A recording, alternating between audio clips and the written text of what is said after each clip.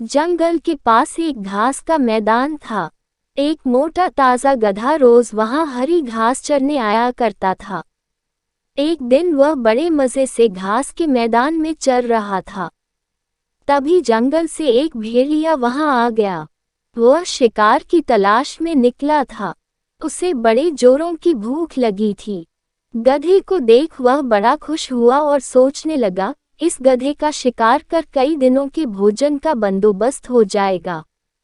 वह अवसर की ताक में एक पेड़ के पीछे छिप गया और गधे पर नजर रखने लगा। घास चरते गधे ने उसे देख लिया था और वह समझ गया था कि भेड़िया उसे मारने की फिराक में है।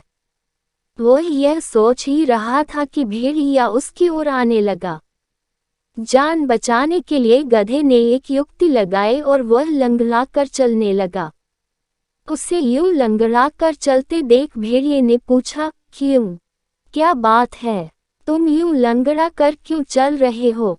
क्या बताऊं भेड़िए भाई, मेरे पैर में कांटा चुभ गया है। बड़ा दर्द हो रहा है, इसलिए यूं लंगड़ा कर चल रहा हूँ। क्या तुम ये कांटा निकाल दोगे? भेड़िया चकित होकर बोला, मैं जानता हूँ भेड़िए भाई, तुम मुझे खाने के बारे में सोच रहे हो, मगर जब तुम मुझे खाओगे तब ये कांटा तुम्हारे गले में अटक सकता है, इसलिए इसे निकालना जरूरी है। भेड़िए ने सोचा, गधा सही कह रहा है।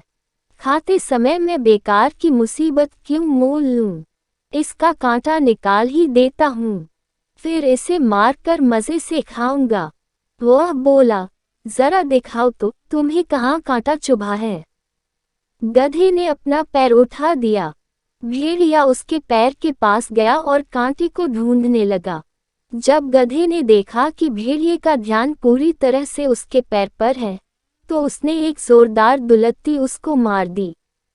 भेड़िया दूर फिनका गया, उसका सिर चकरा गया था। उसे दिन में तारे नजर आ गए। जब वह संभला और उठा, तो देखा कि गधा उसकी पहुंच से बहुत दूर भाग चुका है। इस तरह अपनी सूझबूझ से गधे ने अपनी जान बचाई।